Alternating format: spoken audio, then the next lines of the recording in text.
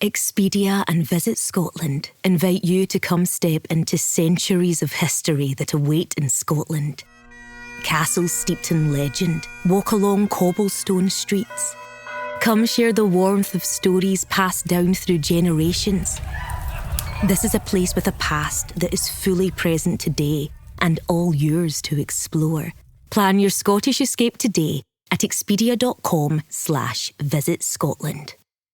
Study and play come together on a Windows 11 PC. And for a limited time, college students get the best of both worlds. Get the Unreal College Deal. Everything you need to study and play with select Windows 11 PCs. Eligible students get a year of Microsoft 365 Premium and a year of Xbox Game Pass Ultimate with a custom color Xbox wireless controller. Learn more at windows.com/student offer. While supplies last. Ends June 30th. Terms at aka.ms/collegepc.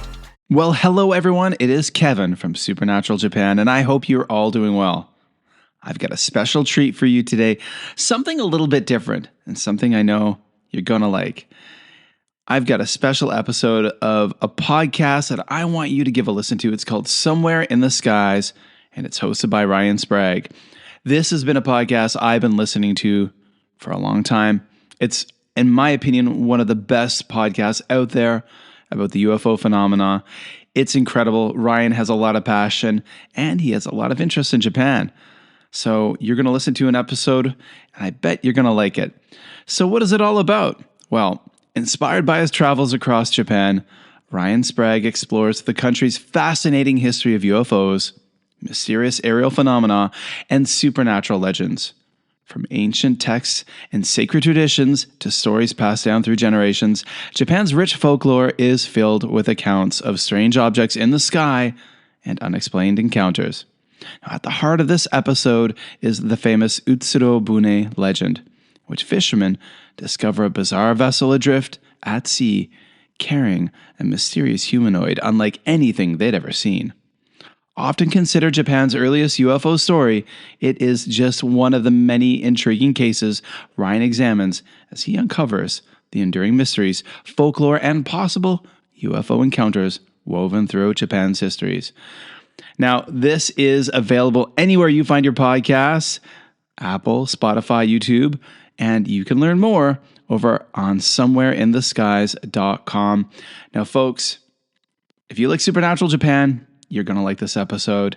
I'm a big fan of Ryan Sprague and Somewhere in the Skies. So sit back and enjoy.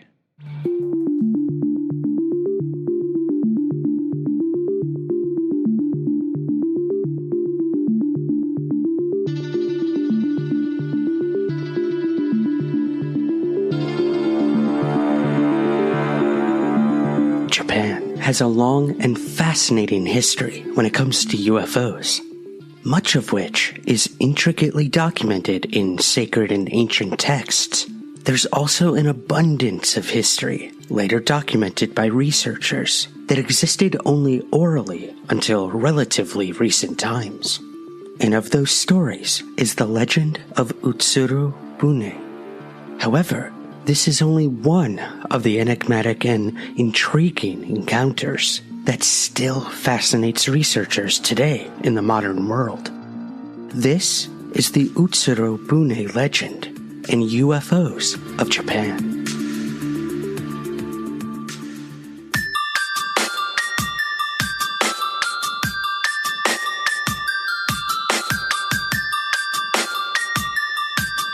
This is Somewhere in the Skies with Ryan Sprague.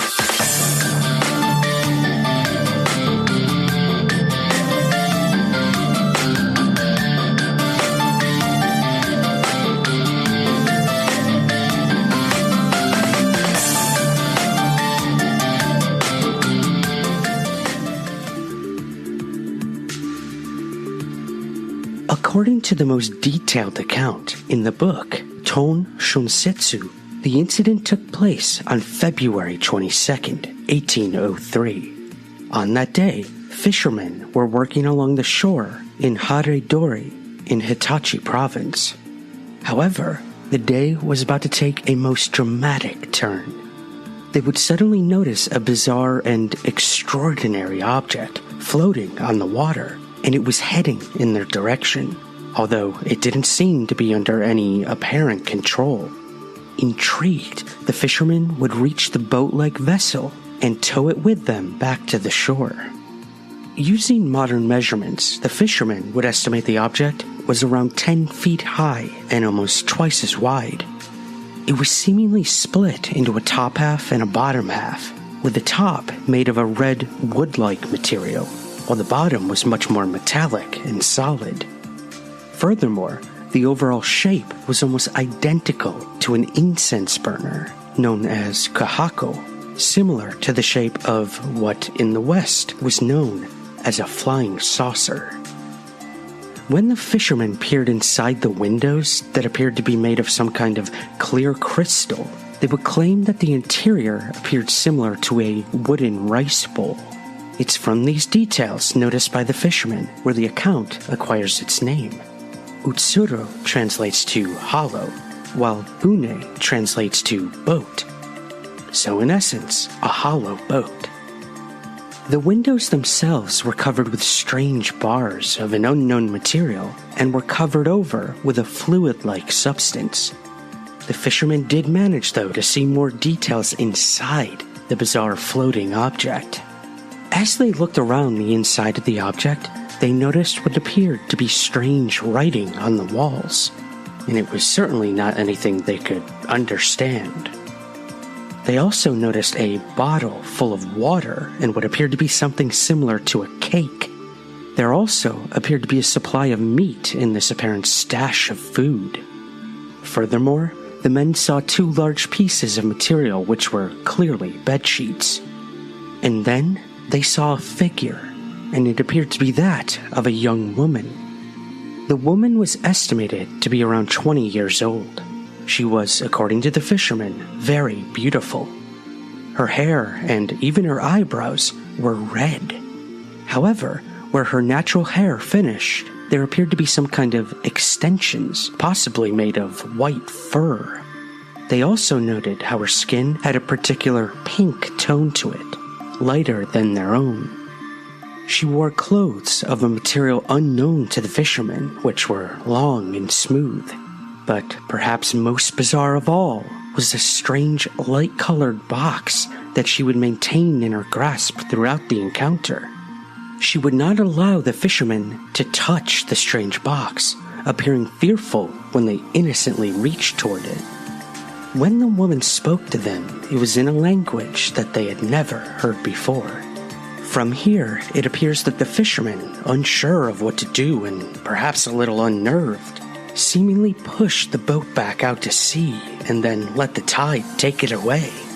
However, other versions of this story claim that the fishermen simply left the boat where it was at the shore, allowing the woman to remain there until she grew old.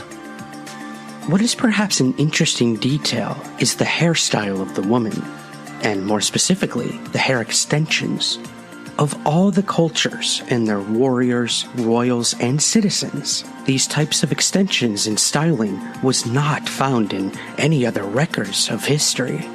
This would lead the fishermen to believe that the woman they had seen and the vessel she appeared in was not from the world as they knew it at the time. Another interesting observation is that the object was discovered on water. While it didn't appear that the craft was workable, many UFO sightings are seen over or near water. Might this incident be a case of an apparently otherworldly craft becoming crippled and trapped in the water? There is also another intriguing detail to note, not least the color of skin and the smooth clothing of unknown material to the fishermen. Given the fabrics available through trade routes stretching to the rest of Asia and all throughout Europe at the time. Of most interest, though, could be the strange box that the woman grasped onto throughout the exchange with the fishermen. What exactly was the box? And perhaps more importantly, what was in it that she didn't want them to see or touch? It should be noted that there are other recorded incidents very similar to the legend of Utsuro Bune. There are also several explanations offered as to what the truth behind the strange incidents might be. For example, a legend dating back to the 600s tells of another fisherman called Wakekoro. He would make a similar discovery of a young girl in a vessel almost identical to what was described in the legend of the early 19th century. This time, however, the girl could understand the fisherman and could speak his language. The woman would claim that she was the daughter of the Emperor of China. However, due to her stepmother, she had been forced to go into hiding. According to the legend, the fisherman would take care of the young girl and raise her as his own daughter. The story itself is part of the origin myths of the Kono clan. The young girl, named Princess Wake, is still a source of worship for many on Gogo Island, where she was first discovered by the fishermen.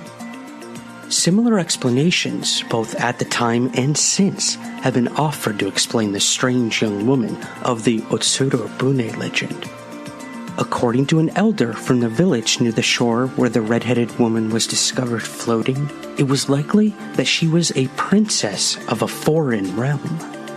This elder would also offer that the woman had likely fled her country, possibly due to a scandal, most likely an affair outside of her marriage. Perhaps even more grim is the notion that in the strange box that she held was the head of her executed lover, which would explain why she wished not for anyone to see it. While this story sounds a little bizarre, other similar tales do exist. For example, according to another local legend, a similar aquatic vessel washed up on a shore not far from the area.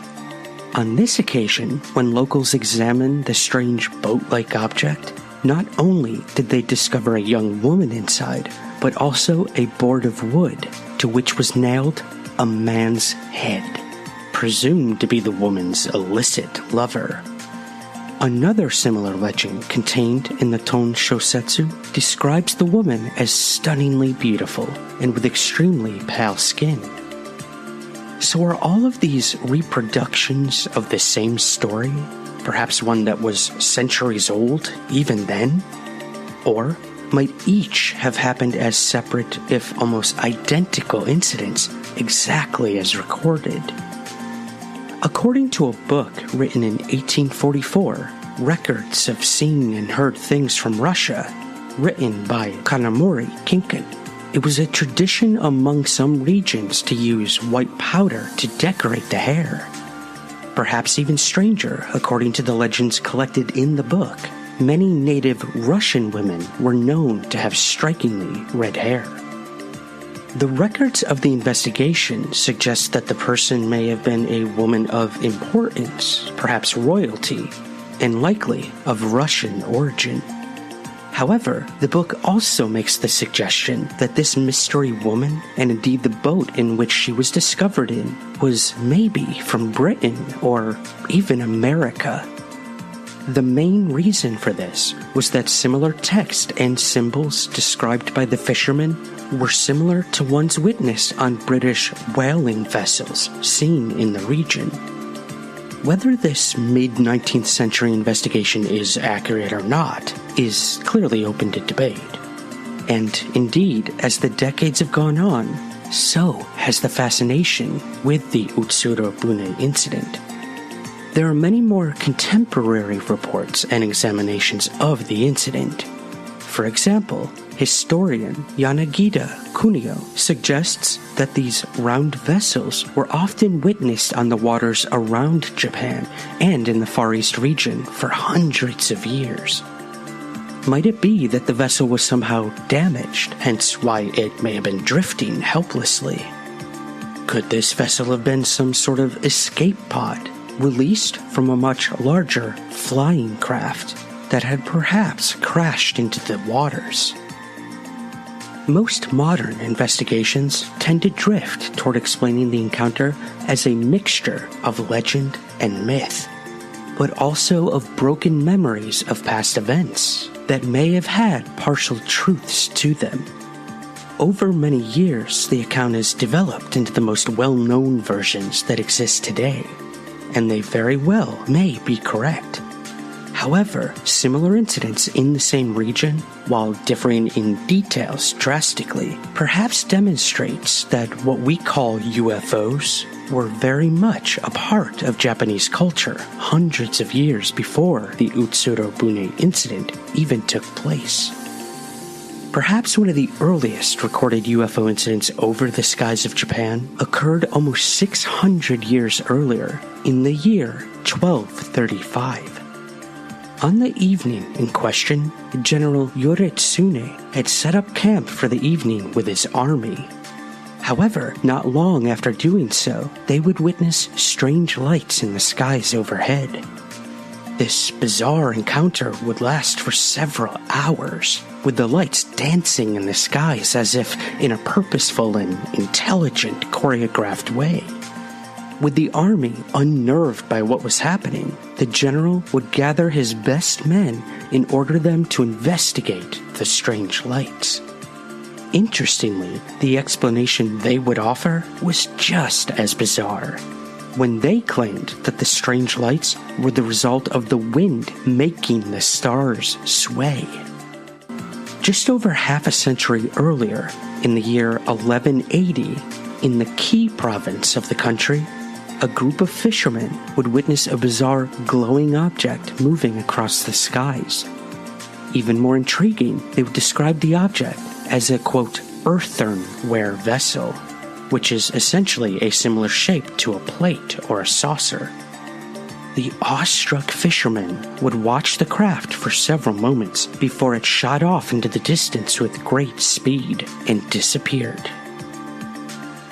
Perhaps one of the earliest encounters to be recorded as having occurred in Japan dates back to the year 2357 BC. Although we should note that many researchers have tried to find the official surviving documents of the encounter, and having failed to do so, has led many to question the authenticity. The incident, however, is recorded in several UFO books, most notably a book called Space Visitors to Ancient Japan by Mikhail Rosenspitz. The account claims to come from an ancient manuscript named Situkai, and tells of a divine man who came out of the sky and descended to Earth. This divine entity would travel in a, quote, monster that was emitting light, which leads many in UFO circles to question if this monster was actually a nuts and bolts flying vehicle, essentially a UFO. Further, according to the legend, the people of the region would worship the man as a deity, referring to him as, quote, the master.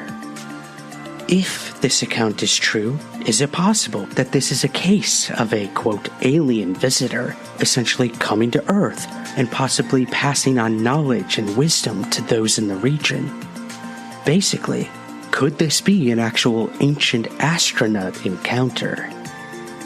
Indeed, the same author and researcher would tell of another ancient alien encounter in the same book almost 3,000 years after the Divine Man incident. According to the account, in the year 460, in the Katsuragi Mountains in Japan, Emperor Oho Hatsusfaka Taka no Mikoto was hunting in the region when he happened upon a tall man who descended from the sky and was dressed in tight-fitting clothing as well as wearing a strange hat. The emperor stood and watched the strange man as he landed to the ground, convinced he was witnessing the arrival of God himself. After several moments, the emperor would approach the mysterious man to ask who he was. According to the legends, the strange man answered, quote, I am the god of visible people. You give me your king's name, and I will give you mine. The emperor gave his name, prompting the tall man to answer that he was, quote, your obedient servant god, Hito Kotomushi. This is said to translate as, quote, goodness which sprays evil with one word. Nothing much is known of the encounter following these events, other than the tall man vacated his chariot and then proceeded to go hunting with the emperor. So was this really a god? Or is the explanation more likely to be that the emperor, if indeed the story is accurate, stumbled upon a visitor from another world? Or perhaps even another time? Like many creation stories of the ancient world, those of Japan speak of a time of the, quote, age of the gods, which lasted for 7 generations and was responsible for the creation of the world, and essentially the islands we know as Japan, which the deities who came from the initial 3 gods were tasked with. According to Japanese mythology, the first emperor, Emperor Jimmu, was the first human to rule the land and represented the transition between the age of the gods and the age of the empiric dynasties. Emperor Jimmu is widely accepted to have become leader around 660 BC, which is just under 2,000 years after the Divine Man incident. So is such a story mere legend? It's perhaps interesting that many ancient cultures, including the ancient Egyptians, Greeks, and Sumerians, all speak of a time when the gods walked the earth and ruled directly.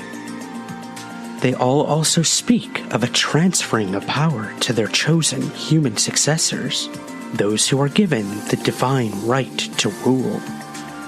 Indeed, even as far as the Middle Ages, although more because of the strong connections between ruling families and the church, kings would often claim direct connections to a saint in order that they could state, in turn, a connection to God.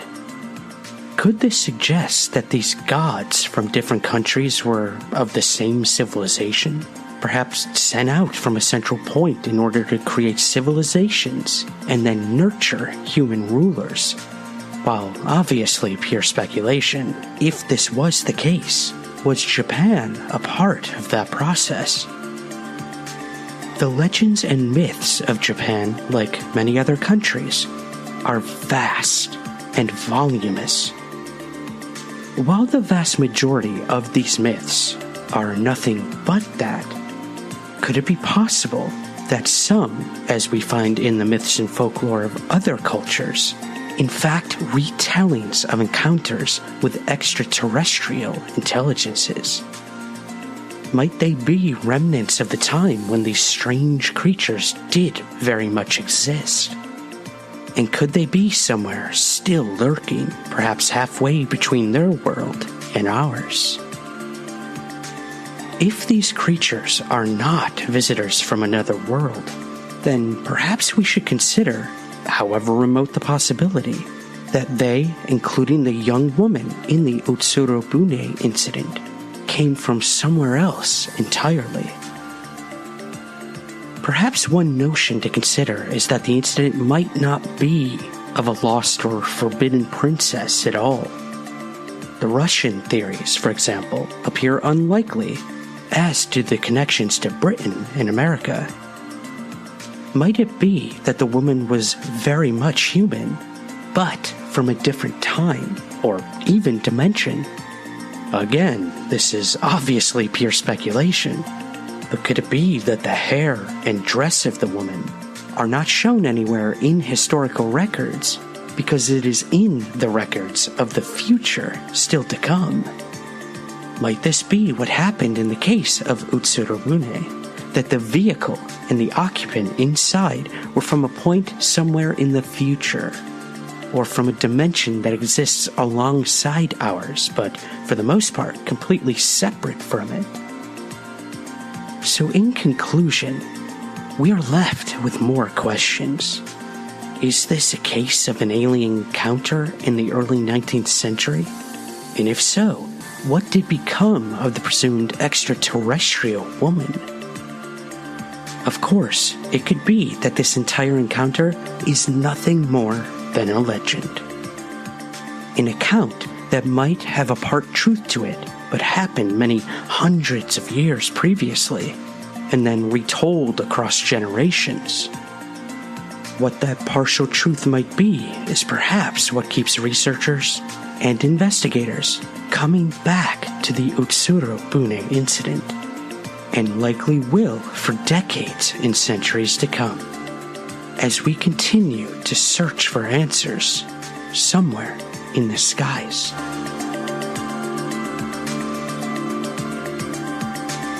Hey, Fidelity. How can I remember to invest every month? With the Fidelity app, you can choose a schedule and set up recurring investments in stocks and ETFs. Oh, that sounds easier than I thought. You got this. Yeah, I do. Now, where did I put my keys? You will find them where you left them. Investing involves risk, including risk of loss. Fidelity Brokerage Services, LLC, member NYSE, SIPC. When you need to build up your team to handle the growing chaos at work, use Indeed Sponsored Jobs. It gives your job post the boost it needs to be seen and helps reach people with the right skills, certifications, and more. Spend less time searching and more time actually interviewing candidates who check all your boxes. Listeners of this show will get a $75 sponsored job credit at Indeed.com/podcast. That's Indeed.com/podcast. Terms and conditions apply. Need a hiring hero? This is a job for Indeed Sponsored Jobs.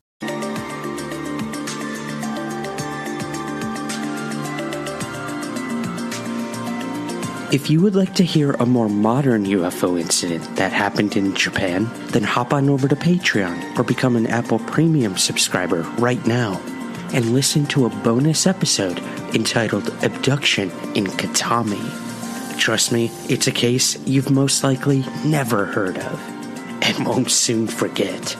Visit patreon.com/somewhereskies or hit the subscribe button on your Apple feed. This episode was written and researched by Marcus Loth. To learn more, visit ufoinsight.com. You can follow us on Twitter @somewhereskies. If you have just a few moments, please consider rating, reviewing, and subscribing to Somewhere in the Skies wherever you get your podcasts. It truly helps us gain visibility and find new listeners. Thank you so much for listening. And remember, keep your feet on the ground, but never stop searching somewhere in the skies.